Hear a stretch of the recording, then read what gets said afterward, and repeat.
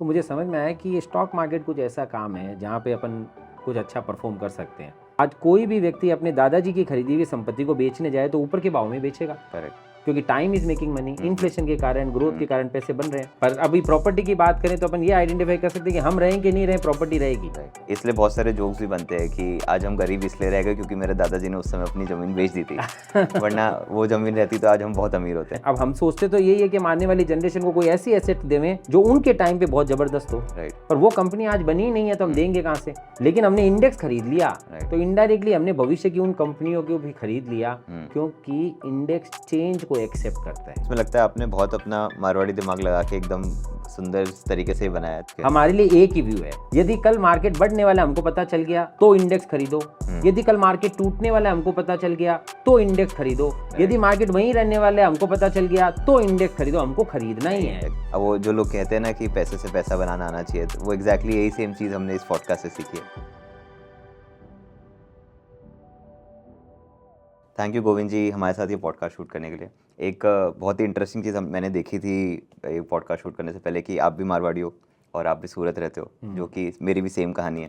तो पहले से कनेक्ट फील हो रहा है और मैं जानना चाहता हूँ काफ़ी ज़्यादा आपकी जर्नी के बारे में, कैसे आप मार्केट्स में आए, मार्केट्स में आप वेल्थ क्रिएट कर रहे हो, कैसे लोगों को हेल्प कर रहे हो वेल्थ क्रिएट करने के लिए।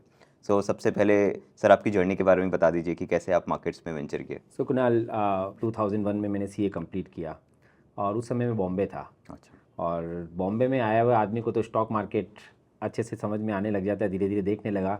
तो मुझे समझ में आया कि ये स्टॉक मार्केट कुछ ऐसा काम है जहाँ पे अपन कुछ अच्छा परफॉर्म कर सकते हैं, क्योंकि ये इंटरेस्ट कनेक्ट कर रहा है। और लकीली मुझे उस समय पे सिटी बैंक के अंदर में इंडस्ट्रियल ट्रेनिंग का मौका मिला। सो सीए के अंदर में लास्ट ईयर जो होता है तब आप इंडस्ट्रियल ट्रेनिंग कर सकते हो। आज भी शायद वैसे ही रहता है। आज भी वैसा ही है। तो वो मौका मिला, तो वहाँ पे मुझे फॉरेक्स डेरिवेटिव्स का काम मिला। और उस समय तक इंडिया में डेरिवेटिव्स मार्केट नहीं आए हुए थे। तो मैं वहाँ पे स्वैपिंग्स और interest rate swap, currency swaps, वो सब कर रहा था।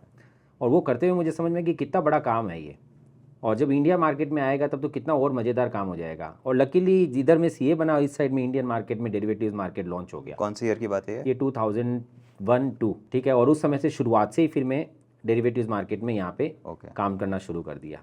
तो इधर सीए कंप्लीट किया और इस साइड में डेरिवेटिव्स मार्केट में काम कर रहा था। और करते करते फिर धीरे धीरे ऑप्शंस के अंदर में और ज़्यादा लर्निंग समझ में आई और ऐसे पूरा करियर बनता गया। जॉब आपने वहाँ पे कब तक कंटिन्यू की? 2-3 साल पहले मैंने जॉब किया। और वहाँ पे भी मैंने बहुत लर्निंग सीखी। मतलब जो हमारे वहाँ पे ओनर थे उन्होंने खूब प्यार से सिखाया चीज़ों को। उसके बाद में फिर मैंने अपना खुद का सब ब्रोकिंग बिजनेस शुरू किया। अच्छा, 2005-6 की बात? 2004 अक्टूबर। 2004 मार्केट बूम होना चालू ही हुआ था? मार्केट उस समय बूम होना शुरू हुआ था। तो 2004 अक्टूबर से 2008 जनवरी तक मार्केट वन साइडेड चला था। और it was the good period और खूब एंजॉय कर रहे थे हम लोग दोनों पार्टनर में, और उदित मेरा पार्टनर है। तो रोज स्ट्रेटेजीज वगैरह भी बनाते थे, इन्वेस्टमेंट्स करवाते थे और काम चल रहा था। उस समय तो ब्रोकरशिप चलती भी वैसे थी कि कॉल पे इन्वेस्टर्स को बताया जाता था कि ये ले सकते हो। अरे एकदम मतलब मोबाइल के अंदर में आधे पौने घंटे के अंदर में आपके जितने वो 30 कॉल उस समय सेव होते थे वो वाले मोबाइल में, तो तुरंत ही वो 30 कॉल निकल जाते थे। पता ही नहीं चलता था कि इससे कॉलिंग हिस्ट्री उसके पीछे की रहती नहीं थी, इतने कॉल चलते थे। और केवल कॉल ही कॉल, बस आपका काम होता है दिन भर टर्मिनल के ऊपर बैठो, लोगों से बात करो, उनसे ट्रेड करो। आज के टाइम तो ब्रोकरेज काफ़ी चेंज हो गया। मतलब 20 रुपये जनरल लोग एफ पे कमाते हैं, नॉर्मल डिलीवरी पे तो कुछ है ही नहीं। उस समय शायद ब्रोकरेज भी 1-2%। ब्रोकरेज बहुत जोरदार थी, 200 रुपी पर लॉट। अच्छा, ऐसा हम लोग चार्ज करते थे। और वो ब्रोकरेज में भी उसके बावजूद भी लोगों को पैसे बनते थे और हम लोग को भी खूब ब्रोकरेज बनती थी। तो नेट रिटर्न लोगों का बनता था ऐसे ब्रोकरेज माइनस करने के बाद, सारे चार्जेस माइनस करने के बाद? मतलब दोनों मिक्स था ऑनेस्टली। क्या होता था कि हमने ये देखा कि ब्रोकर को तो अच्छे से ब्रोकरेज बनती थी, करेक्ट, पर इन्वेस्टर्स कुछ सौदों में कमाते थे, कुछ सौदों में वापस लॉसेस कर देते थे। तो अल्टीमेटली हमको इस चीज़ का हमेशा ही मतलब एक्चुअली मलाल ही रहता था, हमें तकलीफ ही फील होती थी कि लॉन्ग रन के अंदर में क्लाइंट वेल्थ नहीं बना पाता था। और हम हमेशा सोचते रहते थे कि ऐसा क्या चीज़ मिले कि क्लाइंट वेल्थ बनाए। तो क्लाइंट बहुत बार आपके पास आते होंगे, पूछते होंगे कि हम लोग दूसरी कहीं जगह पैसा डाले हैं, वहाँ मेरा पैसा 4 साल 5 साल 6 साल में डबल हो रहा है, यहाँ पे मैं देख रहा हूँ कि 1.5 गुना ही हुआ है 4-5 साल में। तब आपका क्या फीडबैक रहता था? तो हमको पेन फील होता था और ये होता भी था ऐसा ही सिनेरियो। इनफैक्ट आपने तो बोला कि आपके यहाँ 1.5 गुना बना है और वहाँ 5 गुना हो गया। कई बार ये सिनेरियो होता था कि आपके यहाँ टूटा है और वहाँ पे मेरा उधर में वेल्थ बन गई, खास तौर से प्रॉपर्टी के साथ का हमको रियल एस्टेट में भी बूम आया था उस समय। रियल एस्टेट में बूम आया था, तो रियल एस्टेट में लोगों को बहुत अच्छे पैसे बनते थे, हम नहीं बना पा रहे थे। और हम हमेशा सोचते थे कि यार ये रियल एस्टेट जैसी कोई चीज़ स्टॉक मार्केट में भी अवेलेबल है क्या। बट रियल एस्टेट तो लोगों को उसके प्रोज नहीं दिखते थे क्या, कि जैसे उसमें लिक्विडिटी है, खरीदा तो बेच नहीं पाते, लेकिन मार्केट में अगर कुछ हम ऐसा बना लेते तो वो ऑटोमेटिकली शायद निकल जाता। एग्जैक्टली। तो आपने उस समय कैसे नेगेट किया, क्या सोचा आपने कि इसको मैं इस तरीके से सॉल्व कर सकता हूँ? हम लोगों ने पहले तो ये देखा कि आखिर रियल एस्टेट के अंदर में ऐसी क्या चीज़ होती है जिसके कारण से क्लाइंट वेल्थ बना लेता है। एक तो मेरे ख्याल से रहती है कि पैसा टूटता नहीं है। हाँ, पैसा टूटता नहीं है। मोटा मोटी नहीं टूटता है, कुछ हो गया अलग बात है। हाँ, और टूटता नहीं है इसलिए बढ़ जाता है। करेक्ट। दोनों चीज़ें एक साथ में जुड़ी हुई हैं। तो यदि इसका पॉइंट ये समझ में आए कि time is making money over there, जितना ज़्यादा लंबे समय तक इन्वेस्टर खड़ा रहता है उतनी बड़ी वेल्थ बना लेता है। आज कोई भी व्यक्ति अपने दादाजी की खरीदी हुई संपत्ति को बेचने जाए तो ऊपर के भाव में बेचेगा। करेक्ट। क्योंकि time is making money, inflation के कारण, ग्रोथ के कारण पैसे बन रहे हैं। करेक्ट। अब पॉइंट आता है कि स्टॉक मार्केट में ऐसी कोई एसेट क्लास कहाँ पर है।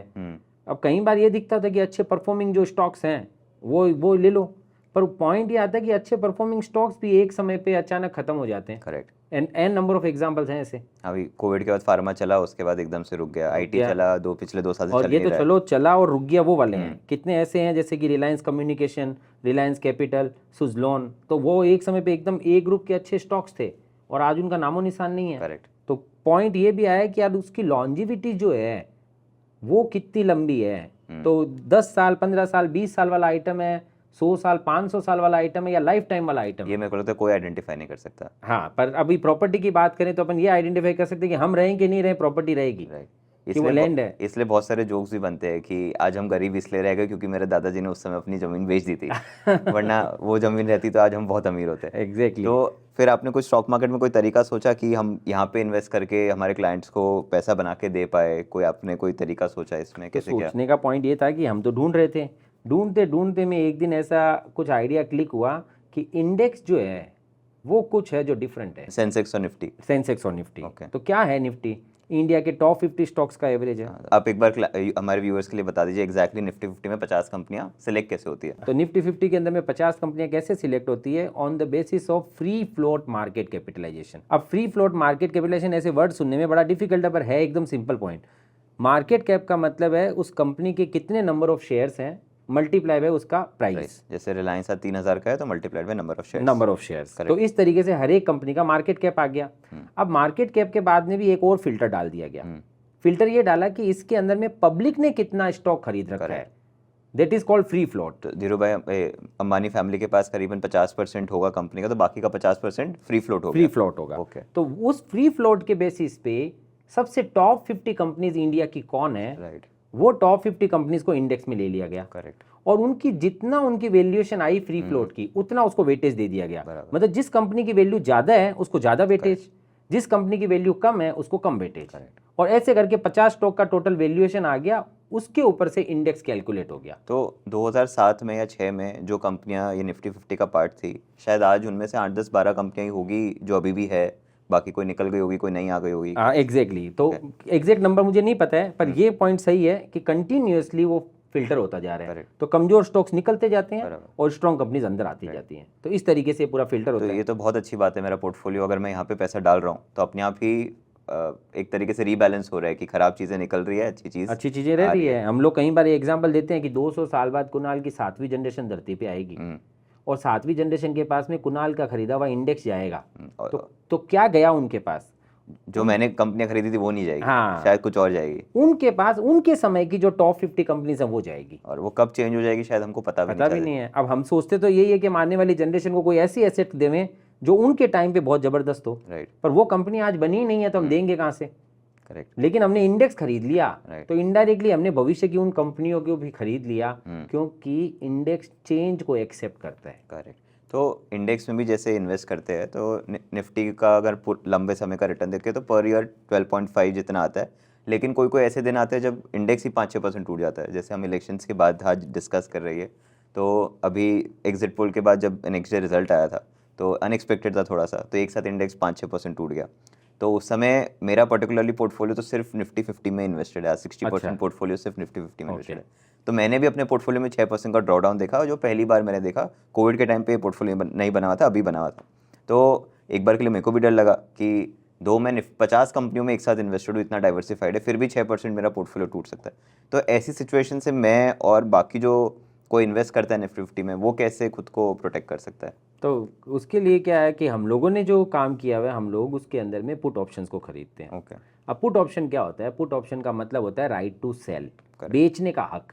मतलब इधर मैंने अपनी एक एसेट खरीदी, इधर उसको उसी भाव पे बेचने का तो हक मैंने ले लिया। ठीक है। कि कल को कोई कारण से अगर इस एसेट का प्राइस टूटे तो मैंने जितने में खरीदी है उतना पैसा तो मुझे वापस मिल ही जाए। ओके, तो एग्जांपल ले लेते हैं, निफ्टी आज 23,000 का है, तो 23,000 का निफ्टी है और आपने पुट ऑप्शन का भी वो प्राइस प्रीमियम पे कर दिया ओके, और 23,000 का मैंने पुट खरीद लिया। अब इसका मीनिंग ये हो गया कि कल को 3 सिनेरियो होंगे। 23,000 वाला इंडेक्स टूट गया, एक्सट्रीम मानते हैं कि 15,000 हो गया, 15,000, 8,000, तो 8,000 पॉइंट टूटा। करेक्ट। तो अगर वो इंडेक्स 15,000 होगा तो आपको उस पुट ऑप्शन से वापस 8,000 रुपये वापस मिल जाएंगे। ओके। कल को यदि 23,000 का इंडेक्स ऊपर चला गया, एग्जाम्पल की 30,000, तो आपका जो प्रीमियम पे किया हुआ वो चला जाएगा। अच्छा। तो और कल को इंडेक्स वहीं का वहीं रह गया पूरा साल भर, तो भी जो प्रीमियम पे किया वो चला जाएगा। इसमें मेरे दो सवाल है। एक तो हमको ये जो प्रीमियम पे करना पड़ता है, जनरली 23,000 का कितना परसेंट होता है? 2%, 4%, 5%, क्या वैल्यू होता है उस प्रीमियम का? दूसरा, आप कितने समय तक का प्रीमियम लेना प्रेफर करते हो? 1 महीने, 2 महीने, 3 महीने? तो बहुत अच्छा, दोनों क्वेश्चन रिलेटेड है वैसे। ये ऑप्शन साल भर का अगर अपन लेते हैं तो लगभग साल का 5% के आसपास ही प्रीमियम चलता है। एट द मनी का? एट द मनी का। 23,000 का मार्केट है तो 23,000 का पुट ऑप्शन आपको लगभग 5% के आसपास चलेगा, तो लगभग 1100-1200 रुपये का चलेगा। ठीक है। और कौन सा प्रीफर करते हैं हम लेने के लिए? तो हम प्रीफर करते हैं दिसंबर मंथ का। क्यों ऐसा? क्योंकि दिसंबर मंथ में लिक्विडिटी है। अच्छा, तो और अवेलेबिलिटी और कौन से ऑप्शन की है ऐसे दिसंबर के अलावा? दिसंबर के अलावा फिर जून, फिर दिसंबर, ये स्ट्राइक्स अवेलेबल हैं। पर जो लिक्विडिटी अवेलेबल होती है लॉन्ग टर्म ऑप्शंस के अंदर में, वो करंट ईयर के दिसंबर में अवेलेबल होती है। अब अभी जैसे 2024, अभी अपन जून में खड़े हैं, जून 2024 चल रहा है, तो अभी दिसंबर 2024 लिक्विड है। और ऑलमोस्ट आप देखोगे ना, सितंबर अक्टूबर मंथ चालू होंगे ना, तब तक में दिसंबर 2025 वो लिक्विड होना शुरू हो जाएगा। तो आप वापस रोल कर दो, फिर हम 24 को 25 के अंदर में शिफ्ट कर लेंगे। अच्छा। तो हमारे लिए पुट ऑप्शन क्या है? हमारे लिए put option as good as insurance है। करेक्ट। जैसे हम गाड़ी खरीदते हैं उसका इंश्योरेंस लेते हैं, वैसे हमने इंडेक्स खरीदा उसका इंश्योरेंस लिया। यदि पूरे साल में गाड़ी का एक्सीडेंट होगा तो क्लेम मिल जाएगा, नहीं हुआ तो आपने जो प्रीमियम पे किया था वो चला गया। करेक्ट। द सेम वे यहाँ पर भी हमने इंडेक्स के साथ का उसका प्रीमियम पे करके पुट ऑप्शन ले लिया।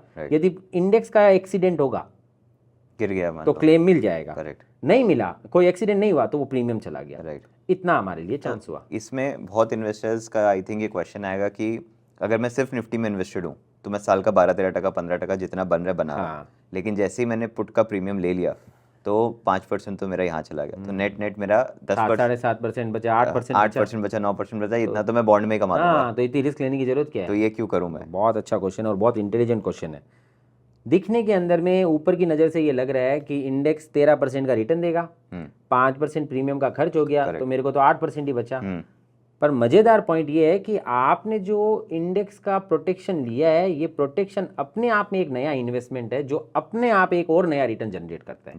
मीनिंग समझने जैसे है, एक साइड आपने इंडेक्स खरीदा है, वो तो अपना 13% वाला काम कर रहा है, ठीक है, उसको छोड़ दो। अब ये जो पुट खरीदा है, तो इस पुट को खरीदने का कोई एक्स्ट्रा एडवांटेज है कि नहीं है? प्रोटेक्शन तो एक है, प्रोटेक्शन है। इसका मीनिंग पता है क्या है? कि जिस साल बाजार टूटेगा तो जितना टूटेगा वो डिफरेंस अपने को वापस मिलने वाला है। ओके। और जिस साल बाजार ऊपर जाएगा ये प्रीमियम जाने वाला है। ठीक है। तो मान लो 5 साल के अंदर में एक बार बाजार टूटा, तो हर साल आपने 5-5% का प्रीमियम दिया, और एक बार बाजार 20-25% टूटा, तो जितना टूटा उतना आपको वापस आया। तो पुट ने अपनी कॉस्ट लॉन्ग रन के अंदर में निकाल ही ली होती है। थोड़े नंबर्स के साथ आप इसको एक्सप्लेन कर पाओगे? अपन इसको समझेंगे। तो अब अपन इसको देखते हैं, ठीक है, कि किस तरीके से प्रोटेक्शन अपना काम करता है। ओके। तो मानो कि अभी इंडेक्स का एक एग्जांपल लेते हैं कि इंडेक्स 10,000 चल रहा है, तो मैंने जैसे इंडेक्स खरीदा उसके साथ में मैं उसका प्रोटेक्शन भी ले लेता हूँ। ओके। प्रोटेक्शन का मुझे साल का लगभग 5% प्रीमियम लग गया, तो लगभग 500 रुपये मेरे और लग गए। तो इंडेक्स मेरे को 10 की जगह 10,500 का पड़ा। ठीक है। पर साथ में मुझे ये सेटिस्फेक्शन मिल गया है, ये कॉन्फिडेंस मिल गया कि कोई भी कारण से यदि मार्केट टूटे तो मार्केट जितना भी टूटेगा उतना डिफरेंस मुझे वापस मिल जाने वाला है। करेक्ट। तो यहाँ पर अगर मार्केट टूटा 10,000 से नीचे आया तो ये 500 रुपये मेरी मैक्सिमम रिस्क रहेगी। करेक्ट। बाकी डिफरेंस मिल गया। मतलब अगर मानो मैंने करोड़ का पोर्टफोलियो बनाया है तो मेरा करोड़ रुपया कभी भी 95 लाख से नीचे नहीं जाएगा। करेक्ट। अब क्वेश्चन जो अपना आया था कि अगर कल को मार्केट यहीं का यहीं रह जाए या लॉन्ग रन के अंदर में ये कॉस्ट हमारे लिए खर्च है क्या? राइट। अब उसको अपन और डिटेल में समझते हैं। तो एग्जाम्पल के लिए ऐसा लेते हैं कि मान लीजिए 4 साल का पीरियड है और इंडेक्स 10,000 का 4 साल बाद भी 10,000 ही रह गया। ठीक है, ये रियल सिनेरियो है कि नहीं, ये रियल सिनेरियो नहीं, ये हाइपोथेटिकल ठीक है। है, ठीक है ना, पर इसको रियल सिनेरियो के साथ अपन टच कर लेंगे। ठीक है, 10 का इंडेक्स 10 रह गया और अपन ने करोड़ का पोर्टफोलियो ठीक बनाया। है। अब मैं जैसे ही करोड़ का इंडेक्स खरीदा तो मैं उसका प्रोटेक्शन लेना चाहूंगा तो मैं प्रोटेक्शन भी ले लूंगा। बीच में क्या हुआ है, इंडेक्स 10 का 12 हुआ, 10 का 12, ठीक है, वापस टूट गया। अच्छा, ये 2019 में रियल में ऐसा ही हुआ है। Okay, December to December index 10 का 12 हुआ, ओके, फिर 20 के अंदर में वापस टूटा तो 8,000 आ गया, Correct. फिर 21 में फिर बढ़ा Okay. और बाद में एज्यूम कर लिया मैंने टूट गया क्योंकि मुझे 10 का 10 ही दिखाना था। ठीक है, अब करोड़ रुपए का आपने पोर्टफोलियो बनाया, ठीक है, 5 लाख रुपए आपके प्रोटेक्शन के लग गए। करेक्ट, इंडेक्स नेक्स्ट ईयर 10 का 12 हुआ तो इंडेक्स 20% बढ़ा। राइट, अब इंडेक्स 20% बढ़ेगा तो जैसा आपने बताया ना, आपका पोर्टफोलियो तो करोड़ का 1.2 होगा, right, but you are going to earn 15 lakhs only because 5 lakh रुपए you paid as a premium. Put का प्रीमियम चला तो गया, हमको 5% कम कमाने को मिला। पर अब आगे क्या होगा कि नेक्स्ट ईयर अब मैं प्रोटेक्शन कितने का लेना चाहूंगा, 1 का या 1.2 का? 1.2 पे वापस 5% लगेगा तो अब शायद 6 लग तो जाएगा। अब 6 लग जाएगा, तो अब आपका 6 लाख रुपया लग गया। ठीक है, अब नेक्स्ट ईयर इंडेक्स वापस अब 12 का 8 हुआ, ओके, अब इंडेक्स टूटा तो आपका पोर्टफोलियो तो 1.2 करोड़ वाला टूट करके 80 lakhs हो जाएगा। Correct. पर जो 40 लाख रुपया कुणाल आपका टूटा है ना, that you are going to get back from this put option. Okay, ये पुट आपने इसीलिए ही खरीदा था ओके, कि जब बाजार टूटे ना तब तुम मेरा साथ देना। करेक्ट। तो अब मैं 40 लाख का क्या करूंगा? आप बताओ क्या करोगे आप? अभी आपको 40 आए हो तो क्या करोगे? मैं होता तो शायद मैं इसको वापस निफ्टी में इन्वेस्ट कर देता। तो बस अपन भी यही करेंगे, 40 वापस री इन्वेस्ट कर दिए। हाँ। तो 80 lakhs का पोर्टफोलियो तो पुराना पड़ा ही था, हाँ, 40 का नया पोर्टफोलियो और परचेज हो गया, तो Correct. घर बैठे बैठे मेरी क्वांटिटी बढ़ गई। ठीक है। तो इसको एक क्वेश्चन आएगा कि इसको हम निफ्टी में इन्वेस्ट कैसे करें? क्या तरीके हैं हमारे पास आज के टाइम पे? अभी अपने ETF है, ETF आप ETF खरीद सकते हो। लिक्विड है एकदम। ETF एकदम लिक्विड है, ठीक है, है ना। और ETF के अंदर में तो ऐसा भी है कि अगर आपका टिकट साइज बड़ा है तो डायरेक्ट AMC भी आपको नए ETF इश्यू करके दे देती है। ओके, तो ऐसे 8-10 करोड़ एक साथ डालने हो तो यस AMC कर यस देगा। यस। और बेचते समय भी अगर आपका टिकट बड़ा है ओके, तो आप डायरेक्ट AMC को बोल सकते हो, तो वो उस दिन की जो NAV है उसके ऊपर में वो पूरा ले भी लेगी। एक ETF को लेके एक सवाल आता है ये कि जैसे कभी कभी ऐसा होता है कि निफ्टी मूव कर गया 2%, पर ETF मेरा 1.98 ही मूव किया या 1.99 ही मूव किया, तो वो जो डिफरेंस है वो भी अब कम होने लग गया या फिर वो अभी भी इंडिया मार्केट में है? नहीं नहीं, एरर बहुत कम है। अच्छा, कम हो एरर बहुत कम है। अच्छा, ट्रांजेक्शन कॉस्ट बहुत कम है।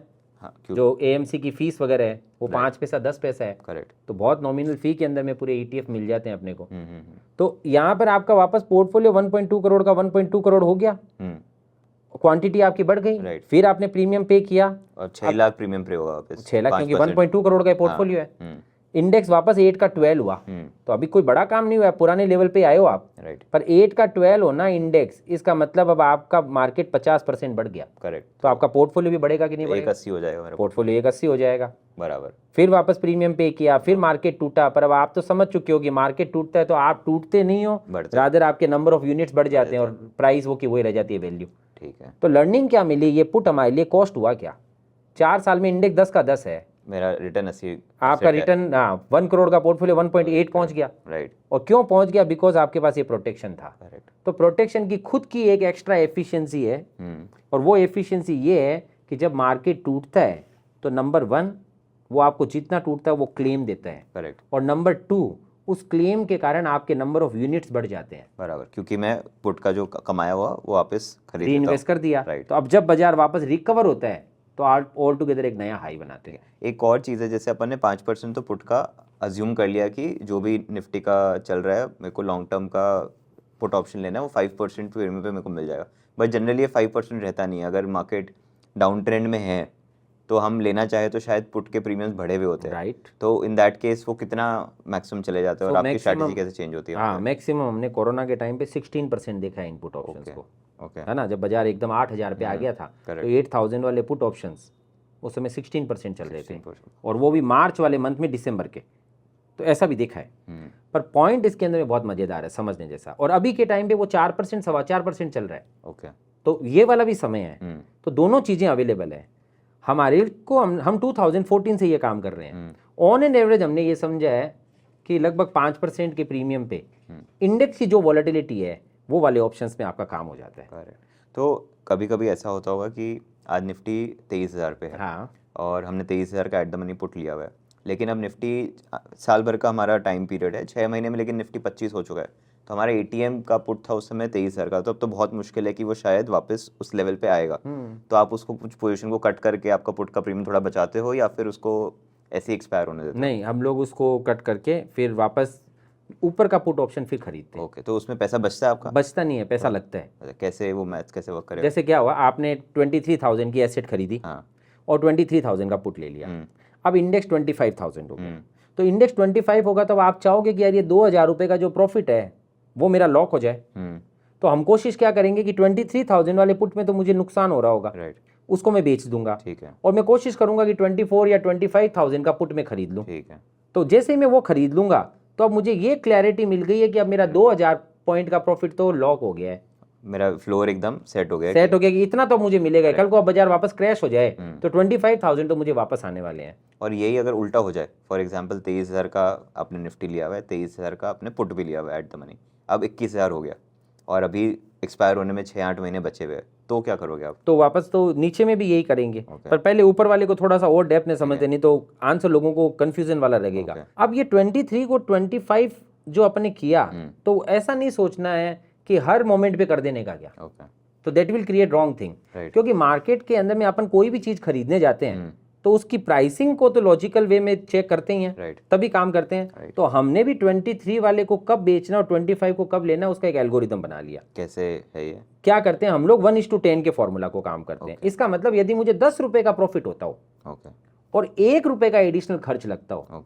तो मैं शिफ्ट कर लूंगा, तब तक उससे पहले नहीं करूंगा। तो कई बार ऐसा फील होएगा कि इंडेक्स 25 आया पर मेरा 10:1 पे नहीं हो रहा है, तो मेरा ट्रांजेक्शन नहीं हुआ, वो वापस बाजार नीचे आ गया, तो मुझे फील होगा कि यार एक अपॉर्चुनिटी चली गई, but I have to be happy with that, क्योंकि आपका रूल है वो, क्योंकि रूल है। क्योंकि हम लोग कई बार ये भी देखते हैं कि उसके कारण यदि मैं बहुत बड़े बड़े पैसे चुका दूं, फिर 25 वाला 27 गया, फिर मैंने प्रीमियम चुका दिया, साइकिल चलता ही रहेगा, साइकिल चलता ही गया। और बाद में मैं देखूं कि यार इंडेक्स तो 25% बढ़ गया पर मेरे अकाउंट के अंदर में तो 8% का भी प्रॉफिट नहीं है, क्योंकि सारा का सारा प्रॉफिट तो मैं प्रीमियम के नाम पे पे करता चला गया। Right, that will not make sense.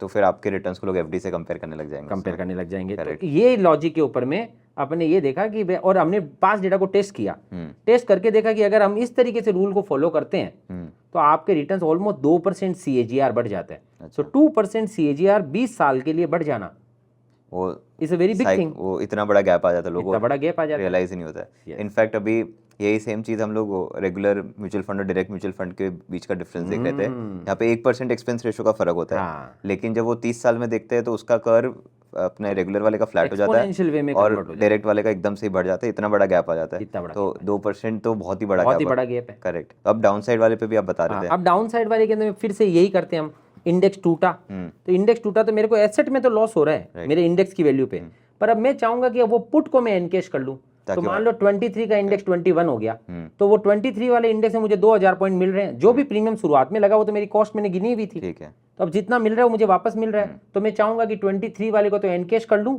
और 21 का नया पुट वापस खरीद लूं। करेक्ट। पर again I have to be logical, तो लॉजिक वही है, वो लॉजिक वही है 10:1। अब यहाँ पर कॉस्ट के पॉइंट पे आ गया कि भाई मेरे को 2,000 पॉइंट का प्रॉफिट हो रहा है, तो बदले में मैं 1:10 200 रुपए की नई कॉस्ट पे करूंगा। और 200 रुपए की नई कॉस्ट पे करके यदि मेरा 2,000 का प्रॉफिट जो है एनकैशमेंट हो जाता है तो मैं कर लूंगा। करेक्ट। तो इसमें भी आपका वही दोनों, आपने ये पूरा जो डेटा स्टडी किया कितने साल भर के लिए आपने किया? तो जब से डेटा है ना मार्केट में ऑप्शंस हैं 2002 से लेके अभी तक का पूरा डेटा टेस्टेड है। तो 22 साल में 2% के अगर एक्स्ट्रा बन रहा है। हाँ, ओके। और इसको मतलब एज एन इन्वेस्टर अगर मेरे को ये डिप्लॉय करनी हो स्ट्रैटेजी, तो मैं कितने समय के लिए होल्ड करूँ? मतलब कोई लिमिट है इसकी कि 10 साल में ये 2% दिख ही जाएगा या फिर 5 साल में ही दिखने लग जाएगा? तो हमारा ये मानना है कि एटलीस्ट 5 से 10 साल का इसमें होराइजन होना चाहिए। अच्छा। तो ये काम करेगा। हम इस स्ट्रेटेजी को इंडेक्स लॉन्ग टर्म स्ट्रेटेजी कहते हैं। इसका नाम ही हमने इंडेक्स और साथ में लॉन्ग टर्म रखा है कि ये लॉन्ग टर्म में काम करेगा। क्योंकि कुणाल है क्या, इसमें आप इंश्योरेंस ले रहे हो। अब इंश्योरेंस में कोई आदमी हर साल अगर गिने कि यार इस साल मैंने मेडिकल इंश्योरेंस लिया और क्लेम आया ही नहीं, तो अगले साल लूं कि नहीं लूं, तो काम नहीं हो सकता। तो वही बात हो गई कि मैं होप कर रहा हूँ कि मेरा एक्सीडेंट हो जाए। हाँ। तो that is not making sense. Rather अपन खुश होना चाहिए अपने को कि चलो एक्सीडेंट नहीं हुआ, तो अब अगले साल फिर अपन प्रीमियम पे करते हैं, तीसरे साल फिर करते हैं। और चौथे पांचवें साल में एक बार कोई घर का एक सदस्य हॉस्पिटल जाता है तो जितना भी प्रीमियम पे किया था अपने मेडिकल इंश्योरेंस का सब एक साथ वसूल हो जाता है। इसलिए आजकल लोग हॉस्पिटल का बिल आता है तो देखते नहीं है कितना आया, क्योंकि सबको पता होता है कि भाई इंश्योरेंस है। और मेरे को लगता है शायद इस चक्कर में हॉस्पिटल वाले थोड़ा बिल भी ज़्यादा ही दे देते हैं। वो पॉइंट ऑल टुगेदर डिफरेंट है। वहाँ पे अपने को अपना लॉजिक लगाना है। और अपने वाले में तो एक और मज़ेदार पॉइंट है, अपने यहाँ पे कोई बिल ज़्यादा नहीं, कोई बिल कम नहीं, every time is the fair value in the market. क्योंकि वहाँ पे उसी रेट के ऊपर में हजारों लाखों लोग खड़े हैं जो उसको परचेज करने के लिए रेडी हैं, उसी रेट पे ही हजारों लाखों लोग खड़े हैं जो उसको बेचने के लिए रेडी हैं।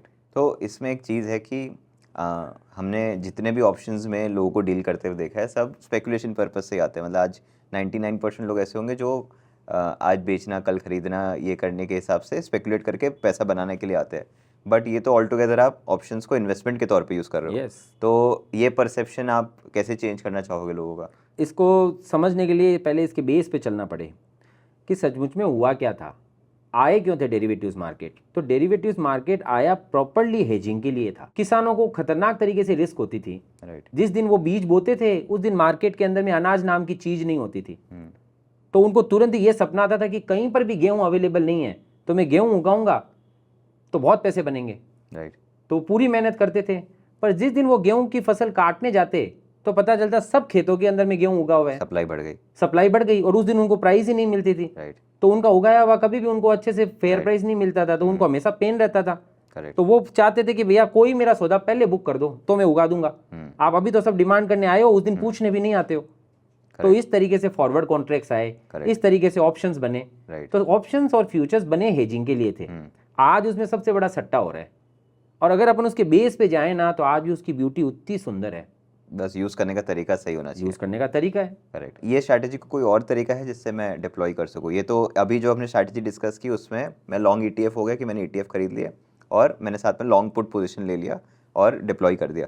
कोई और तरीका है जिसके थ्रू मैं कर सकूँ? जैसे आपने फॉरवर्ड का बात किया तो मार्केट में फ्यूचर्स भी यूज होते हैं, तो फ्यूचर्स को यूज करके भी मैं कर सकता हूँ क्योंकि निफ्टी के फ्यूचर्स भी ट्रेड तो होते ही है। आप जितना डेप्थ में जाओगे ना कोई चीज में आप काम करते जाते हो तो आप क्या होता है, अपन जैसे ही काम करते हैं तो अपन अपने आप ही उसको यूज करते करते हमेशा ये सोचते हैं इसमें और क्या बेटर किया जा सकता है। तो वो बेटरमेंट के और कई तरीके हैं। तो हमने भी कुछ अलग अलग तरीके बना रखे हैं। क्या है तरीका? आओ उसको समझते हैं। तो तरीकों के अंदर में हम ना 3 अलग अलग तरीके से इस काम को करते हैं। तो कुणाल सबसे पहले हम लोग क्या करते हैं, मानो कि मेरे पास 100 रुपए हैं, तो मैं वो 100 रुपए का 2 टुकड़े कर दूंगा, 30 रुपीज और 70 रुपीज। 30 रुपीज में इक्विटी में रखूंगा, ठीक है, और 70 रुपीज को मैं डेट में डालूंगा। इक्विटी मतलब निफ्टी? अभी इक्विटी का मतलब निफ्टी, ठीक है। इक्विटी का मतलब इक्विटी मार्केट हो गया तो निफ्टी, और डेट का मतलब हो गया कि बॉन्ड या FDs जो भी फिक्स्ड इनकम देते हैं, ठीक है, जिसके अंदर मुझे कोई रिस्क नहीं लेनी, ठीक है। अब मैंने जो इक्विटी में डाला उसके मैंने इंडेक्स ETF ले लिए 30 रुपए के। तो वो 30 रुपए के ETF आ गए मेरे पास स्टॉक्स, उसको मैंने कोलेटरल पे रख दिया, ठीक है। कोलेटरल पे रखा, इसका मतलब मुझे मार्जिन मिल गया, ठीक है। ये कैसे वर्क करता है ब्रोकर के साथ? सो ब्रोकर के साथ में ऐसा होता है कि आपका जो ट्रेडिंग अकाउंट है, उसके अंदर में आपके पास में 2 चीजें होती है। या तो आपका कोई कैश आपने पे किया है जो चेक, तो वो आपका लेजर बैलेंस बन जाता है, और आपके जो स्टॉक्स पड़े होते हैं वो आपके DP में होते हैं, ठीक है। अब आप डेरिवेटिव्स मार्केट में काम करना चाहते हो, फ्यूचर ऑप्शंस मार्केट में, तो यू हैव टू पे मार्जिन, ठीक है। मार्जिन आप 2 तरीके से दे सकते हो। आप चाहें तो चेक दे सकते हो, चाहें तो स्टॉक्स दे सकते हो। सेबी के जो रिसेंट जो अपडेट्स हैं उसके हिसाब से आप 50% चेक और 50% स्टॉक्स दे सकते हो। तो स्टॉक जब आप देते हो ना तो उसको कहा जाता है कि आपने उसे कोलेटरल पे रख दिया, ठीक है। तो यहाँ पे मेरे पास स्टॉक्स आ गए, ठीक है। तो मतलब मैं ऐसे समझूं कि 1 लाख का अगर मेरा स्टॉक पड़ा है तो 50,000 का मेरे को वो उधारी दे देगा ब्रोकर, ऐसा समझ सकते हैं? नहीं। ओके। आपके पास में 1 लाख का स्टॉक पड़ा है तो आप 1 लाख के स्टॉक को मार्जिन की जैसे यूज कर सकते हो। आपके पास 1 लाख का चेक भी होना चाहिए। अच्छा, ठीक है। तो 1 लाख का चेक और 1 लाख का स्टॉक मिलके 2 लाख रुपए की आपको मार्जिन लिमिट मिल रही है। अब वो 2 लाख की मार्जिन लिमिट में यदि आपको 10 लाख के फ्यूचर्स मिल सकते हैं तो आप 10 लाख के फ्यूचर्स ले सकते हो, ठीक है। क्लियर? ठीक है, बहुत अच्छा क्वेश्चन था पर ये। तो अब इससे मीनिंग क्या हुआ, ये 30 रुपए का मैंने कोलेटरल पे रख दिया, मुझे मार्जिन आ गया, वो मार्जिन से मैंने फ्यूचर्स ले लिए।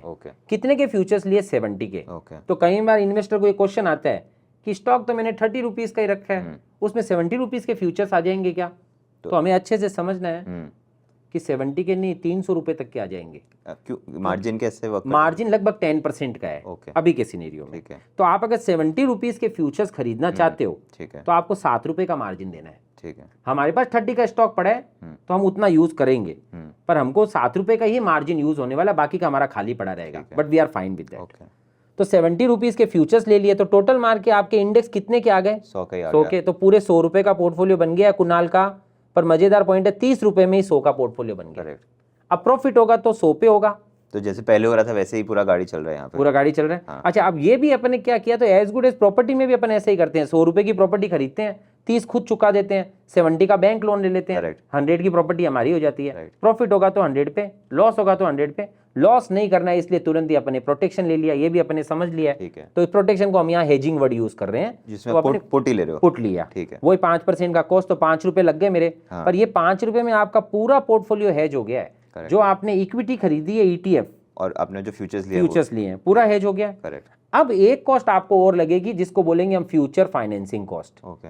फ्यूचर फाइनेंसिंग कॉस्ट क्यों लगेगी? क्योंकि जब हम फ्यूचर्स खरीदते हैं तो हर महीने के महीने फ्यूचर्स को रोल ओवर करना पड़ता है। ओके। करंट मंथ से नेक्स्ट मंथ ले जाते हैं, नेक्स्ट से फार मंथ ले जाते हैं। फ्यूचर साल भर का नहीं मिलता जैसे ऑप्शन मिलता है? फ्यूचर साल भर का नहीं मिलता अच्छा, है। ओके। फ्यूचर 3 मंथ का ही मिलता है। ओके। है ना? और फिर साल भर के लिए आपको बनाना हो तो ऑप्शंस को यूज करके भी फ्यूचर्स बनते हैं, जिसे सिंथेटिक फ्यूचर्स कहते हैं। लेकिन वो बहुत आई थिंक कंफ्यूजिंग हो जाएगा रिटेल ट्रेडर के लिए, तो एक बार अपने हाँ, एक बार अभी अपन फ्यूचर्स से समझते ठीक हैं। है। तो आपने फ्यूचर्स लिए, फ्यूचर्स को मंथ ऑन मंथ बेसिस पे रोल ओवर करेंगे तो उसकी कॉस्ट लगती है। ठीक है। कभी वो 100 रुपया लगती है, कभी 50 लगती है, कभी 150 भी लगती है। साल भर की गिनते हैं ना कुणाल, तो लगभग 5% के आसपास ये कॉस्टिंग आ जाती है। तो 5% कॉस्ट आपकी 70 रुपीज़ पे फ्यूचर्स फॉरवर्डिंग की हो गई, तो 3.5 रुपया लग गया आपका। 70 मल्टीप्लाई बाय 5%, 3.5। 8.5 का टोटल कॉस्ट लग गया। 8.5 का। अब दिखने में तो ये 3.5 खर्च है, पर ये अपने लिए बहुत फैंटास्टिक अपॉर्चुनिटी बनी है। एक यही बिजनेस हमको ऐसा दिख रहा है इंडिया में, जहां पे एक रिटेल इन्वेस्टर को 5% में पैसा उधार मिला है। करेक्ट। अदरवाइज कहीं नहीं मिलता है। Correct. और ये उधार 5% में मिल रहा है, इसीलिए हम फ्यूचर्स ले रहे हैं। अदरवाइज हमको फ्यूचर्स लेने का कोई काम नहीं था, क्योंकि हमारे पास तो पूरे 100 रुपए थे ही। हम तो 70 डेट में ही रख रहे हैं, पर 70 डेट में रखूंगा तो उसमें मुझे 7-8% का ब्याज मिलेगा। ठीक है। खर्च मुझे 5% का आ रहा है, तो मेरे लिए 2-3% का आर्बिट्राज हो रहा है। आर्बिट्राज हो रहा है, वो पैसा यूज हो रहा है इक्विटी वाला रिटर्न जनरेट। एग्जैक्टली। तो हमारे रिटर्न आउट परफॉर्म करने के लिए उनको हेल्प मिल रही है। तो हमारा खर्च कितना लगा? लगभग 8.5 रुपीज़ का। राइट। अब ये 8.5 के खर्च में हमको 2 बेनिफिट मिल गए हैं। पहला, पूरा का पूरा फंड प्रोटेक्टेड है हमारा।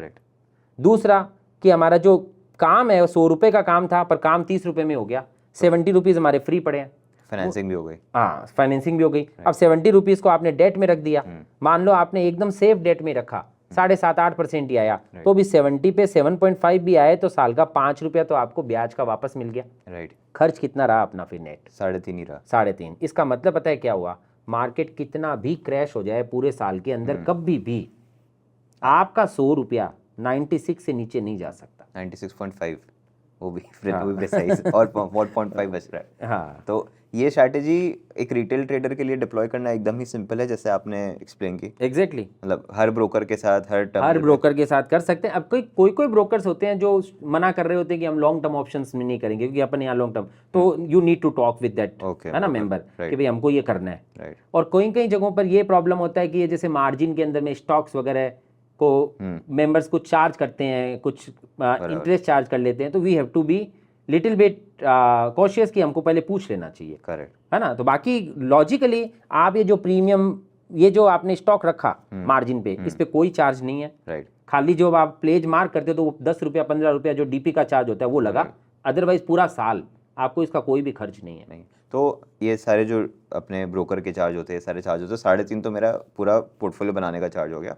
0.5 क्या वो सारे चार्जेस ऐड हो जाते हैं या फिर वो सब हमने इसमें नहीं, 0.5 जितना कुछ चार्ज बचा ही नहीं है। ब्रोकरेज बिजनेस एकदम जीरो वाला गेम पे आ गया है अभी। करेक्ट। तो ब्रोकरेज के नाम पे कोई बड़े खर्च नहीं है अभी।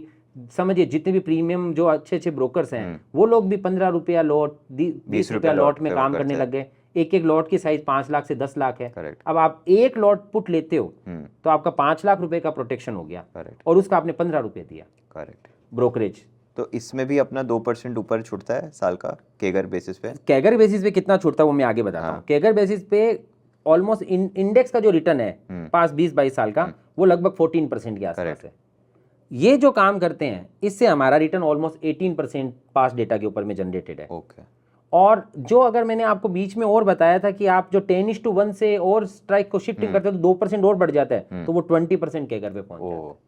तो मुद्दा वहां पर है। तो 20% पे तो मतलब पैसा आपका कितना 4 साल 5 साल में डबल हो रहा है। 20% मतलब 18% पे 4 साल में डबल हो जाता है पैसा। तो ये 3.5 साल में ही हो रहा है आपका। तो हर 3.5 साल में डबल हो रहा है, तो करोड़ आपका फटाफट 8 करोड़ 16 करोड़ कब पहुंचेगा पता ही नहीं चलेगा। पर पॉइंट ये है कि इसमें इतने ओवर एक्सपेक्टेशंस नहीं रखने चाहिए।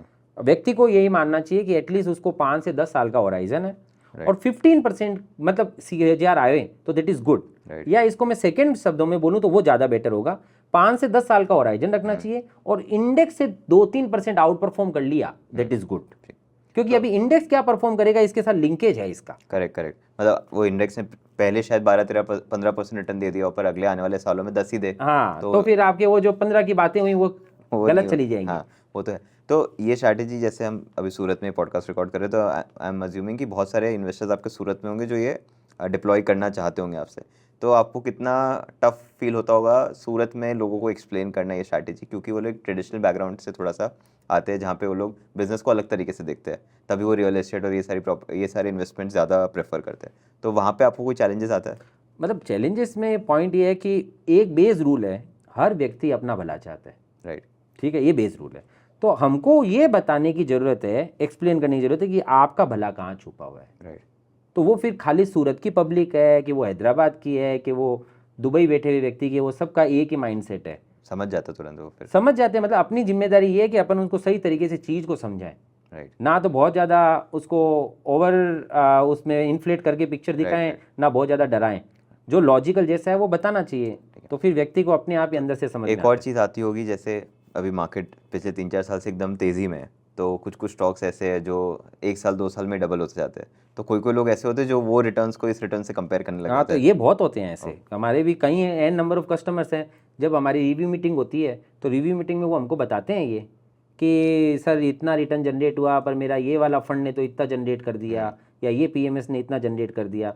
तो हम लोग उनको अगला क्वेश्चन वापस पूछते हैं, हम लोग ये पूछते हैं कि इसके सामने जब बाजार टूटता है तो कितनी रिस्क की प्रोबेबिलिटी है, राइट, उसे भी चेक करो। क्यों? क्योंकि बढ़ते मार्केट के अंदर में रिस्क फील नहीं होता है और टूटते मार्केट के अंदर में रिटर्न्स नहीं दिखते हैं। व्यक्ति का ये एटीट्यूड होता है।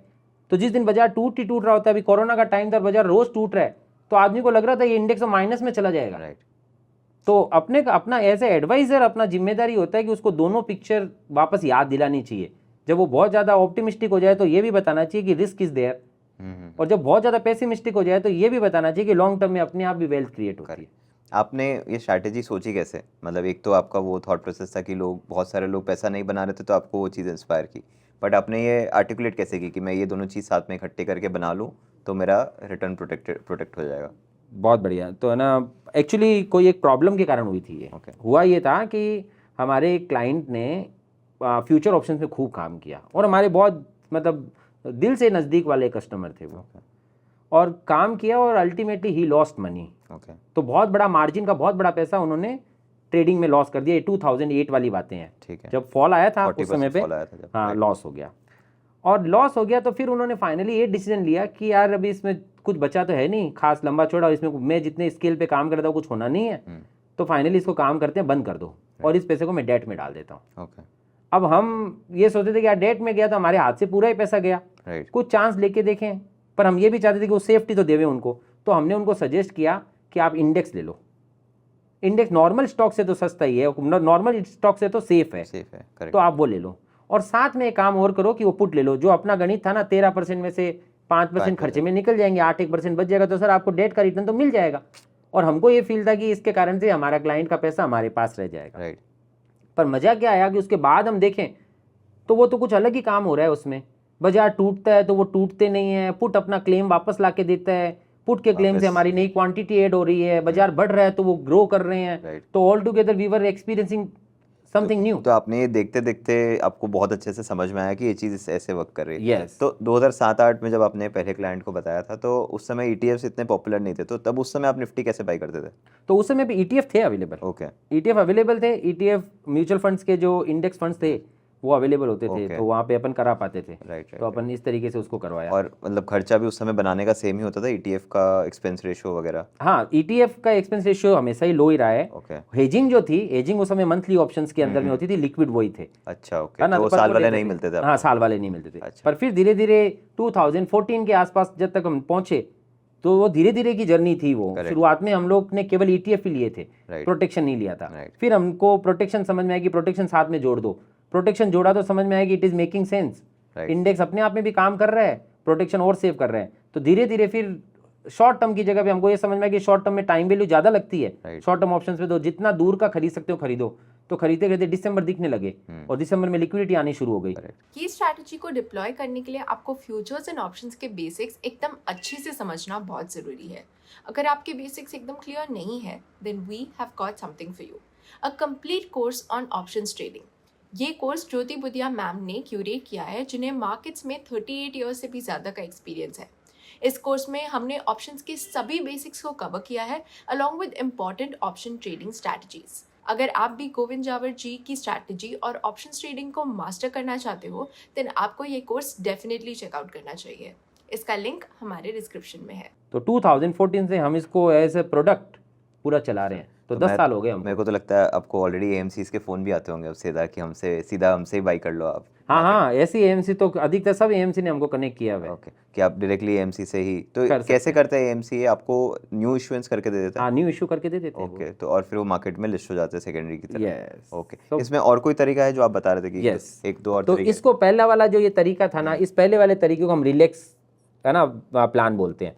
क्यों बोलते हैं? क्योंकि इसको समझने के बाद आप व्यक्ति रिलैक्स फील मेरे को करता तो तीनों में ही रिलैक्स लग रहा है। वो लास्ट वाले में भी एकदम रिलैक्स है, इसमें भी एकदम रिलैक्स ही हूँ। है। अच्छा, ऐसा है क्या? चलो बहुत बढ़िया। तो अब ये सेकंड जो प्लान है ना, ये बेसिक प्लान। इसका नाम बेसिक क्यों रखा? तो शुरुआत का पूरा प्लान वो सेम रिलैक्स के जैसा ही है। Okay. वही 100 रुपये हैं आपके पास, वही 30 रुपीज़ में 100 का पोर्टफोलियो बन गया, 8.5 की कॉस्ट लग गई, फाइनेंसिंग और प्रोटेक्शन मिल गया। करेक्ट। तो फिर डिफरेंस क्या है इसमें? तो डिफरेंस ये है कि बाकी का 70 रुपीज़ कहाँ रखना है, ये डिसीजन इन्वेस्टर खुद ले सकता है। ओके, इन्वेस्टर क्वेश्चन करते हैं कि सर आपने मेरा पैसा 7.15 7.35 में लगा दिया, तो इससे अच्छा आप 8-9% इसलिए वाला अच्छा तो मेरे पास बहुत सारे ऑप्शन पड़े हैं जहां पे मैं आराम से 10-12% का रिटर्न जनरेट कर लेता हूं सेफ्टी से, मेरे बिजनेस में रख दूं तो भी मुझे इससे ज़्यादा मिल जाता है। करेक्ट। तो हम लोग उसको बोलते हैं कि हम आपको फोर्स नहीं करेंगे। यदि आप अपने 70 रुपीज़ पे ज़्यादा रिटर्न जनरेट कर सकते हो, सब्जेक्ट टू सेफ होना चाहिए, वो हम चेक करवाते हैं उससे। करेक्ट। तो अगर वो सेफ हो रहा है और आप उसमें 9% जनरेट कर सकते हो, तो ये 70 पे 9% से उसको 5 रुपये की जगह 6 रुपया 30 पैसा मिल जाएगा। करेक्ट। तो 6.30 मिलेगा, तो उसकी रिस्क अब 2.20 की हो जाएगी। ओके, तो 3.5 का और कम हो गया। 3.5 की रिस्क और कम। या फिर कोई व्यक्ति वो बोले कि मैं 12% जनरेट कर सकता हूँ, मेरे पास ऑलरेडी ऑप्शन अवेलेबल है कोई ऐसे, तो 12% जनरेट कर सकते हो। तो 70 पे 12% मतलब 8.5 रुपये जनरेट हो गए, तो 0 पे हो तो गया। उसकी जीरो रिस्क हो गई। ओके। अब 12 कैसे जनरेट हो सकता है, ये भी क्वेश्चन है, उसका आंसर भी है। कई लोगों की कहीं लोन ही चलती है ओके। और वो लोन में वो 12% का ब्याज चुका रहे हैं, तो Secured ये loan। 70 रुपीज़ उसके फ्री पड़े हैं, वो 70 रुपीज़ से अपना लोन रीपे कर दे, ओके, तो वो लोन रीपे कर दिया तो उसका 8.5 रुपये का ब्याज बच ही गया। करेक्ट। और पोर्टफोलियो उसका 100 का ड्रीम था, करेक्ट। 100 का पोर्टफोलियो बन गया। करेक्ट। अब जो EMI भर रहा था वहां पे वो 8.5 रुपए की, वो EMI वहां भरने की जगह यहाँ दे दे, काम हो गया अगले का। मेरे को सर इसमें लगता है आपने बहुत अपना मारवाड़ी दिमाग लगा के एकदम सुंदर तरीके से बनाया है। तो वो बैकग्राउंड कैसे आपको हेल्प करता है ये सब चीज़ें बनाने करने में? तो है ना, एक्चुअली इसमें बहुत बड़ा कंट्रीब्यूशन मेरे पार्टनर का भी है ना। तो मेरे पार्टनर उदित, हम दोनों साथ में पढ़े हुए हैं, स्कूल टाइम, कॉलेज टाइम, फिर CA हमने साथ में किया, CTM साथ में किया, फिर हम बिजनेस में साथ में। CTM क्या होता है? CTM certified treasury manager course है। ओके। ये CFA का कोर्स था, जो शुरुआत में इंडियन CFA था, ICFA हैदराबाद वाला, तो उसके अंदर में CTM करके कोर्स था। अच्छा। ये प्योर डेरिवेटिव्स के लिए था, रिस्क मैनेजमेंट का कोर्स था। मैंने CFA किया हुआ US वाला, तो लेकिन उस समय ये देखा नहीं था हाँ, मैंने। तो वो ये ICFA का था, ओके। CTM, okay. तो वो CTM हमने किया। ओके। तो उससे हमको बहुत क्लैरिटी आई कि ये गेम जो है ना, गेम लाइफ के अंदर में इन्वेस्टमेंट का गेम रिस्क मैनेजमेंट का गेम है। राइट। तो अगर आपको रिस्क मैनेजमेंट अच्छे से आती है तो वेल्थ तो बना ही लोगे। करेक्ट। अधिकतर लोगों की जर्नी के अंदर में यदि उनकी जर्नी चेक की जाए और अगर उन्होंने वेल्थ नहीं बनाई है ना, तो उन्होंने अपनी जर्नी, इन्वेस्टमेंट की जर्नी में कोई 1-2 बार बड़े लॉसेस कर दिए इसकी वजह से नहीं बना पाया। और इस कारण से वो नहीं बना। इसमें एक पॉइंट और है कि जैसे कोविड का क्रैश आया था, कल परसों वाला जो छोटा सा क्रैश आया था 6-7% का, तो जनरली इन्वेस्टर्स के पास देखा जाता है कि उनके पास पैसे ही नहीं होते डिप्लॉय करने के लिए, क्योंकि वो पूरे के पूरे मार्केट में डले हुए होते हैं। तो इस केस में तो पैसे आ जाते तुरंत, क्योंकि पुट का आ गया। तो ये एक और चीज़ इस स्ट्रैटेजी में मिल जाती है कि पैसा नहीं है आपके पास, आप फुल्ली इन्वेस्टेड हो, फिर भी आपके पास कैश आ जाएगा जिसको आप डिप्लॉय कर सकते हो। एग्जैक्टली, कोविड हमारे लिए लाइव एग्जाम्पल है। हमारे खुद के इन्वेस्टर्स, कोविड एक ऐसा टाइम था कि आपकी वैल्यू रियल में आप 100 करोड़ की वैल्यू वाले कस्टमर हो मान लो, पर आपके अकाउंट के अंदर में आपने 3 करोड़ रुपए डाल रखा था और 3 करोड़ के अंदर में आपने 3-4-5 करोड़ का पोर्टफोलियो बना रखा था। राइट। अब मार्केट टूट रहा है, आपको दिख रहा है कि ये तो इंडेक्स का बहुत जबरदस्त लेवल है इन्वेस्ट करने के लिए, लेकिन आपका बैंकिंग चैनल पूरा बंद है, कोरोना आया हुआ है, कोई व्यक्ति घर से बाहर नहीं निकल रहा और बैंक भी बंद नहीं है, बंद है, तो आप कुछ नहीं कर पा रहे हो। राइट। पर आपने अगर कुछ इस तरीके का काम कर रखा है तो आपको पता है 30 रुपीज में भी मेरा पूरा एक्सपोजर बन सकता है। राइट। तो मेरे पास अगर पोर्टफोलियो पड़ा है तो वो पोर्टफोलियो को प्लेज मार्क किया और नई Correct. पोजीशन खड़ी हो गई। इसमें आप थोड़ा बहुत विक्स जो बोलते हैं वॉलेटिलिटी इंडेक्स है उसको भी देखते हो कि शायद अब विक्स बढ़ गया है तो शायद नीचे आएगा मार्केट, तो अपॉर्चुनिटी मिल जाएगा पुट को सेल करके मेरे पास और यूनिट्स ऐड करने का, या फिर विक्स को पूरा ही नजरअंदाज करते नजरअंदाज करते हैं हम लोग, मार्केट का व्यू ले ही नहीं रहे। ओके। हमारे लिए एक ही व्यू है, यदि कल मार्केट बढ़ने वाला हमको पता चल गया तो इंडेक्स खरीदो, यदि कल मार्केट टूटने वाला हमको पता चल गया तो इंडेक्स खरीदो, यदि मार्केट वहीं रहने वाला है हमको पता चल गया तो इंडेक्स खरीदो। हमको खरीदना ही है। इंडेक्स से सर इतना लगाव क्यों है? मतलब आपको एक तो आपने बता दिया कि 7 जनरेशन बाद आप इंडेक्स गिफ्ट कर सकते हो, और क्यों इतना लगाव है? मतलब नहीं, इंडेक्स का लगाव मतलब क्या होता है, कोई चीज से आप काम कर रहे होते हो, आपको काम करते करते में पता चलता है कि हर समय पे मुझे कंफर्ट देता है। राइट। रिस्क के समय, अभी जो आपने बोला ना कि अभी 3-4 दिन पहले जिस दिन इलेक्शन का रिजल्ट आया इंडेक्स 6% टूटा, हमने हमारे सारे कस्टमर्स को उस दिन मैसेज किया है। उस समय तो सबको डर ही लगता है ना। सोचो आप रियल स्क्रीन पे सोचो, अभी बाजार में इलेक्शन की काउंटिंग हो रही है, कुछ अते पते चल नहीं रहे हैं कि किसकी सरकार बनेगी, और बाजार ऑलमोस्ट 6-7% डाउन है, 6-7% डाउन है, और आप उस समय पे क्लाइंट को ये मैसेज कर रहे हो कि बाई टेक पोजीशन। क्यों? क्योंकि कल की कंपैरिजन में हम 6% सस्ते हैं। राइट। और हमको पता है जीरो तो नहीं होगा, राइट। देर सवेर अपने आप बढ़ने वाला है। और खराब से खराब सिनेरियो में कल को मान लो उसके बाद अगले दिन फिर 15% टूट गया, फिर अगले दिन टूट गया, फिर तीसरे दिन टूट गया, 5वें दिन टूट गया, मैक्स रिस्क तो आपके पास डिफाइन पड़ी है। करेक्ट। और इनफैक्ट इंडेक्स तो 6% पे क्लोज हुआ था, जा तो 9-9.5 पे जाके आया था। एक मोमेंट पे तो हमने ये देखना शुरू कर दिया था कि सर्किट कितने परसेंट पे है। 1 बजे सर्किट 1 बजे तक 1 का बजे लिमिट और रहता 1:30 है। बजे के हाँ फिल्टर है। हाँ, तो पहुंच ही गया था वो 9-9.5 एग्जैक्टली, तो वो देख रहे थे।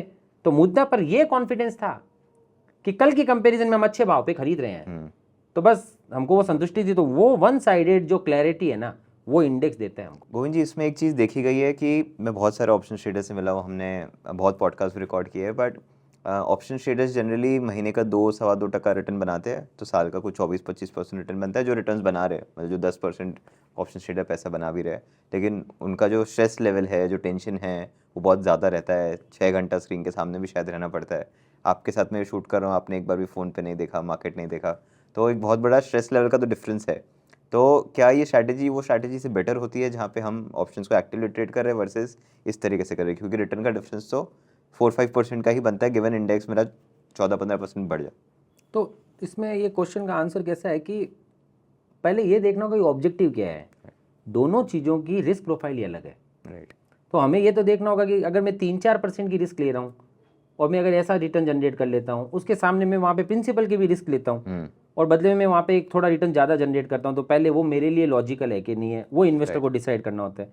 दूसरा, उसको अपने खुद के टाइम की वैल्यू भी गिननी होगी कि वो कितना टाइम दे पा रहा है। तो वो टाइम अभी आप मेरा इस तरीके से पूरा सिनेरियो है कि मैं कंटिन्यूसली विपश्यना वगैरह में जाता हूँ, तो 10-10 दिन तक मोबाइल स्विच ऑफ रहते हैं, पर आई एंजॉय दैट। राइट। तो पर मुझे ये पता है कि मेरी जो पोजीशन है वो पोजीशन अपने आप। इलेक्शन के टाइम पे आप विपासना में थे? किसमें? इलेक्शन के टाइम पे आप विपासना में थे? नहीं, मैं 19 से लेके 30 अच्छा, तक था, है ना, तो बीच का टाइम था, फिर रिजल्ट का टाइम पे मैं आ गया था वापस। करेक्ट। तो ये चीज़ तो समझ में आ गई कि पूरा का पूरा गेम रिस्क प्रोफाइलिंग पे सबसे ज़्यादा टिका हुआ होता है कि मेरे में रिस्क अगर उस तरह का लेना है तो मैं वहाँ पे जा रहा हूँ। मेरे को अगर एक सेफ चीज़ चाहिए जहाँ पे मैं शायद कुछ और काम कर रहा हूँ, कुछ और एक्टिविटीज़ परस्यू करना चाहता हूँ, हॉबीज़ परस्यू करना चाहता हूँ, तो ये स्ट्रैटेजी बहुत ही सुंदर तरीके से पैसिव वे में पूरा काम कर रही है। आपने बातों बातों में बताया था कि देयर आर 3 वेज, हाँ। तो 2 तो हमने डिस्कस कर लिए, एक तरीका शायद और रहता है जो हम डिस्कस कर सकते तो अब ये तीसरा वे है इसका पावर बूस्टर प्लान। ओके। अब पावर बूस्टर का मतलब क्या है कि अपने अभी तक क्या समझा था कि 30 रुपीज 100 रुपए में से अपने इक्विटी में डाल दिए थे और उसको कोलेटरल पे रखा था। तो क्लाइंट ये भी तो क्वेश्चन कर सकता है कि भैया कोलेटरल पे तो तुम रख रहे हो मार्जिन के लिए, कोलेटरल पे मार्जिन खड़ा करने के लिए तो मेरे पास बहुत सारे स्टॉक्स ऑलरेडी पड़े हैं। करेक्ट। कहीं म्यूचुअल फंड्स पड़े हैं, करेक्ट, कहीं डेट पड़े हैं, तो क्या मैं वो यूज कर सकता हूँ? तो आंसर है यस। ओके। तो आपको उस लेवल के ऊपर में ये 30 रुपीज भी डालने की जरूरत नहीं है। आप अपना पुराना जो कोई पोर्टफोलियो खड़ा है उसको यूज वही पोर्टफोलियो हमारे को मार्जिन पे दे दो ओके और आप पोजीशन ले लो। करेक्ट। तो आप उस तरह से कर सकते हो। तो आपने वो 30 रुपीज का स्टॉक्स दे दिया, तो इस बार अब आपको 30 रुपया भी डालना नहीं पड़ा। करेक्ट। फिर से वही आपने 100 रुपए का पोर्टफोलियो बना लिया। बस इस बार डिफरेंस क्या हुआ कुणाल, पूरे 100 रुपए का पोर्टफोलियो फ्यूचर से बना है। ठीक है। पहले 30 रुपए का पोर्टफोलियो ETF से था, 70 रुपीज का फ्यूचर से बना था। इस बार पूरा 100 रुपया फ्यूचर से बना क्योंकि इस बार अपने अपना पैसा नहीं डाला। फ्यूचर्स का कॉस्ट भी ऐड हो गया होगा थोड़ा सा। हाँ, तो फ्यूचर का कॉस्ट ऐड हो जाएगा। तो 5 रुपये तो हेजिंग का तो वो का वही लगेगा, 100 रुपये की हेजिंग है, पर फाइनेंसिंग अब 100 पे लगेगी, तो 100 पे 5% मतलब 5 रुपये लग गई, 10 तो 8.5 की जगह 10 रुपीज़ की ग्रॉस कॉस्ट हुई। पर अब आपका इस 10 रुपीज़ की ग्रॉस कॉस्ट के कारण 90 रुपीज़ फ्री रह गया। राइट खाली 10 रुपीज़ इन्वेस्टमेंट हुआ ये कॉस्ट का, राइट। तो 90 रुपीज़ अब आपके फ्री पड़े हैं। तो अब वो 90 पे इंटरेस्ट कमाओगे आप। राइट अब 90 पे कल को आप 9, 10, 11% का रिटर्न जनरेट कर लेते तो रिटर्न और बढ़ जाएंगे, राइट। तो आपकी नेट कॉस्ट और कम हो जाएगी और आपने स्टॉक्स को यूज कर लिया। एब्सोल्यूट नंबर में वो रिटर्न बढ़ जाएगा आपका। एब्सोल्यूट टर्म्स में वो रिटर्न बढ़ जाएगा। और अगर रिटर्न नहीं भी बढ़े, मान लो कि आपने डेट में ज्यादा इंटरेस्ट जनरेट नहीं कर पाए, 7, 7.5 ही कर पाए, तो वही कॉस्ट लगी 3.5 रुपए की, पर अब आपका स्टॉक काम लग गया। करेक्ट। आप अपने स्टॉक्स को यूज करके जो आइडियल पड़ा था पहले, जो आइडियल पड़ा और उसका अपसाइड तो मेरे पास रह ही रहे जैसे है। एग्जैक्टली। करेक्ट। पर एक अच्छा पॉइंट और है इसमें, डीप पॉइंट है, वो है टैक्सेशन का। ओके। टैक्सेशन के लिए मोस्ट टैक्स इफेक्टिव जो प्लान है ना, वो बेसिक प्लान या रिलैक्स प्लान थे। ओके। क्योंकि उसमें क्या हो रहा है, 30 रुपीज जो है वो आपका इंडेक्स ETF में पार्क हो रहा है। तो जब मार्केट बढ़ता है तो 30 रुपीज का गेन जो है 30% वो आता है ETF में। 1 साल के बाद वो लॉन्ग टर्म कैपिटल गेन हो जाता है, 10% पे चले जाता है। 10% पे चला जाता है। करेक्ट। और इंडेक्स की जगह पे जो फ्यूचर ऑप्शंस का जो गेन होता है, फ्यूचर ऑप्शंस का गेन आपका बिजनेस इनकम कहलाता है। वो 30, किसी का 30 हो सकता है, किसी का 30 हो सकता है, किसी का 20, किसी का 10, किसी का 0 भी हो सकता है। तो किसी के लिए फायदेमंद भी हो सकता है, किसी के लिए कॉस्टली भी हो सकता है। तो यदि टैक्स प्लानिंग सोची जाए ना, तो बेसिक प्लान या relax plan is good. Good. Right. और यदि कोई टैक्स एंगल की जगह अपने पोर्टफोलियो का मैक्सिमम यूटिलाइजेशन करना चाहता है, तो power booster plan can be the good plan for. तो इसमें अपने एग्जांपल तो 100 रुपए के हिसाब से ले रहे हैं, लेकिन मिनिमम कैपिटल कुछ तो होगा जो मुझे चाहिए रहेगा कि मैं ये स्ट्रैटेजी डिप्लॉय कर सकूं। 1 लॉट से करना पड़ेगा आपको। ओके। मिनिमम। हाँ। अभी निफ्टी का 1 लॉट 25 क्वांटिटी का हो गया, तो 5.5 लाख का 1 लॉट है। ओके। तो 5.5 लाख रुपए से आपको मिनिमम इसको शुरू करना पड़ेगा। ओके। क्योंकि आप मिनिमम 1 पुट तो लेना पड़ेगा आपको प्रोटेक्शन का। हाँ। तो 25 क्वांटिटीज का लेना पड़ेगा, तो आपके पास पोर्टफोलियो होना चाहिए 5.5 लाख का, तो 5.5 लाख का इंश्योरेंस आपके लिए कॉस्ट इफेक्टिव होगा। और 5.5 लाख के मल्टीपल में, 5.5 लाख के मल्टीपल में आप करते जाइए। तो इतना सारा करके मेरे लिए एंड में बचता क्या, मतलब क्या रिटर्न मैं घर लेके जा सकता हूँ? हाँ। तो देखो ये क्या है, पूरा पास्ट डेटा के ऊपर में। तो पास्ट डेटा पे पहला कॉलम ये जो बता रहे हैं ना हम लोग, ये calendar last day of the year है। ठीक है। 31 दिसंबर 2002, 2003 अप टू 2023। उस समय पे इंडेक्स कैसे चला यहाँ पे वो दिख रहा है, 1100 से 21,000 हुआ। अब जिस व्यक्ति तो ऑलमोस्ट ये 19 गुना हुआ है।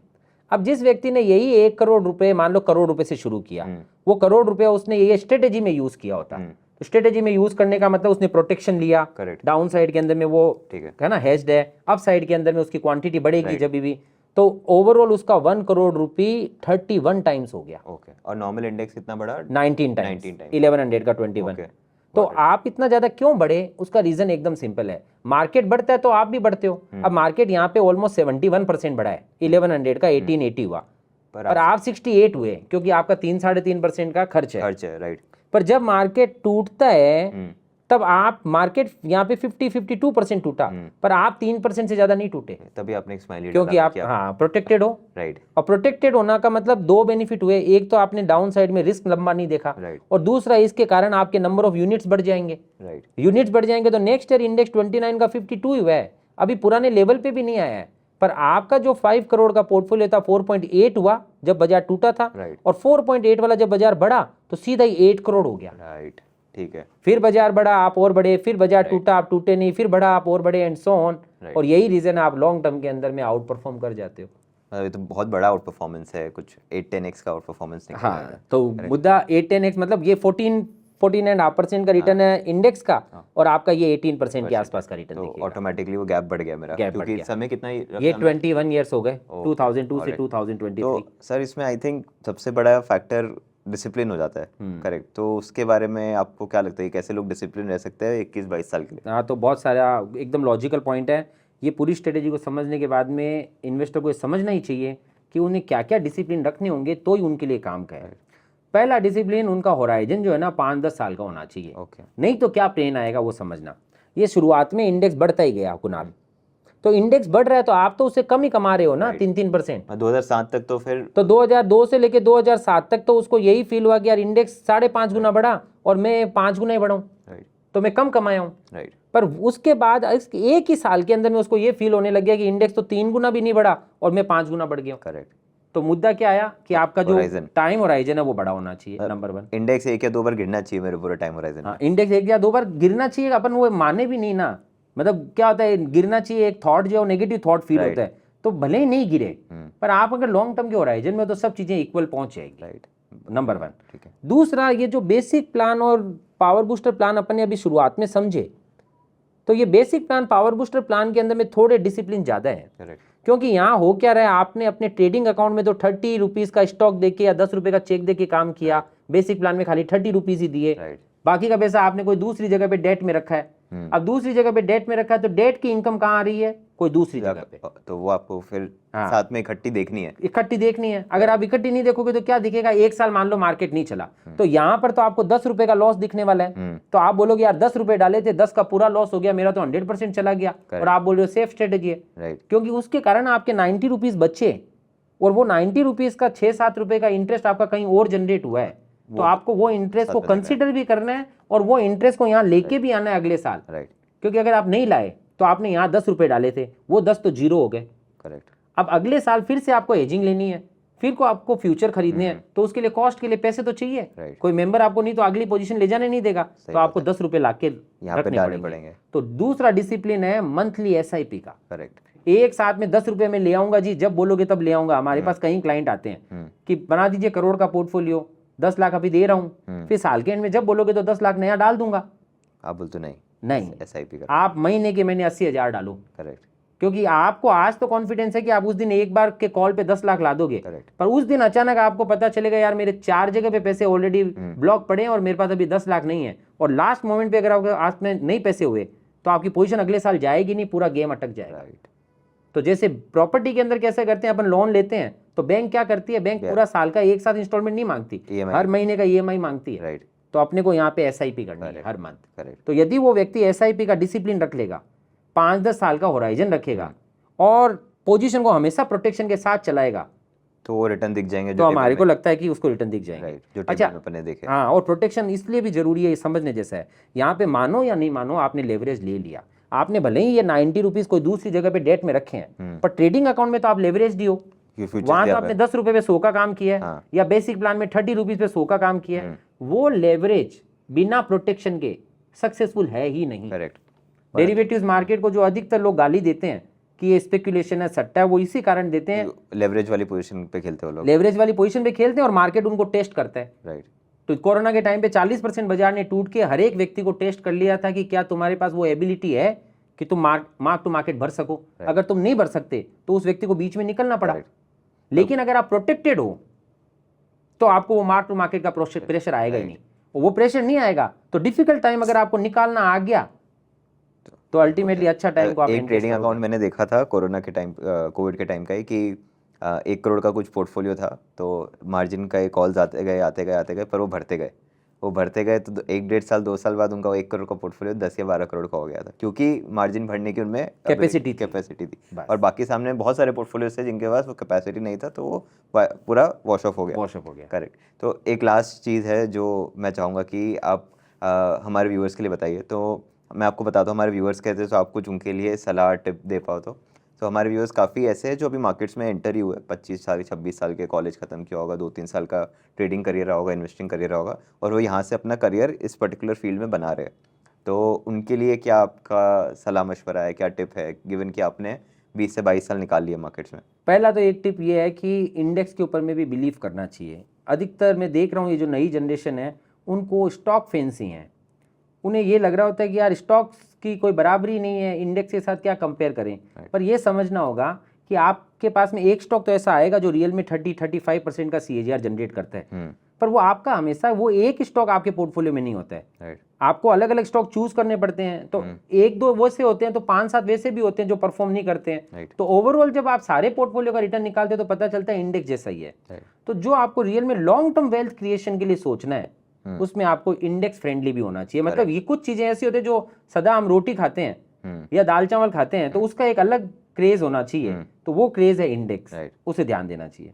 दूसरा, ड्रीम जो ये जो 26-27 वाली एज वाले लोग होते हैं उनके ड्रीम बड़े होते हैं, तो ड्रीम बड़े होते हैं तो उनको स्पीड से पैसा कमाना होता है। तो हम लोग बड़ा पैसा कमाने को गलत नहीं मानते, बड़ा पैसा तो बनाना चाहिए, लेकिन रिस्क मैनेजमेंट को पूरा ध्यान रख के बनाना चाहिए, तो ही वो पैसा बनता है, फलता है। नहीं तो क्या होता है कि उस एज वाले व्यक्ति को 30 साल की एज तक आते आते अगर उसने एक बड़ा एक्सीडेंट कर दिया होता है तो वो आगे के 40 साल का कॉन्फिडेंस लूज कर देते हैं, और मार्केट से भरोसा उठ जाता उठ लग जाता है। पर वो बाद में जब बेस में जाके समझे तो पता चलता है गलती उन्होंने की थी। तो बहुत ज़्यादा एग्रेसिव होने की जगह पे सेफ्टी को भी साथ में रख करके यदि आप ग्रो कर रहे हो तो काम होता है। और तीसरा, जो लॉन्ग टर्म का जो मजा है वो लॉन्ग टर्म का है। Right. तो कोई भी स्ट्रेटेजी आपको आके बताता है और उसके अंदर में बहुत बड़ा रिटर्न दिखता है उसके डेटा पे, तो आपको ये भी देखना चाहिए कि इसकी लॉन्जिविटी कितनी है। करेक्ट। एक कोई अपॉर्चुनिटी आई, उस अपॉर्चुनिटी में इसने बड़ा पैसा बना लिया, तो वो मेरे लिए कम प्रिफरेबल है। राइट। जबकि कोई भी समय पे चलता रहेगा और धीरे धीरे ये पैसे बनाता ही रहेगा, तो वो मेरे लिए ज़्यादा प्रिफरेबल है। तो ये अगर वो ध्यान दें तो मेरे ख्याल से काफ़ी अच्छी वेल्थ क्रिएट कर लेंगे। Correct. Thank you so much Govind ji.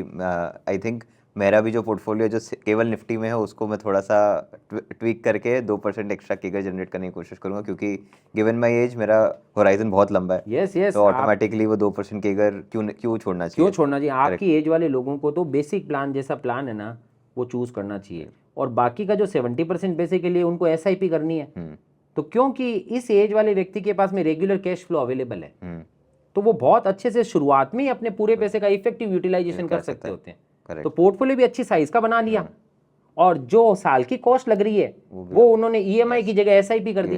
Correct. तो उनका SIP के थ्रू पूरा पोर्टफोलियो ग्रो हो रहा है। वो जो लोग कहते हैं ना कि पैसे से पैसा बनाना आना चाहिए, तो वो एग्जैक्टली यही सेम चीज हमने इस पॉडकास्ट से सीखी है। Thank you so much Govind ji, मजा आया। Thank you, thanks a lot.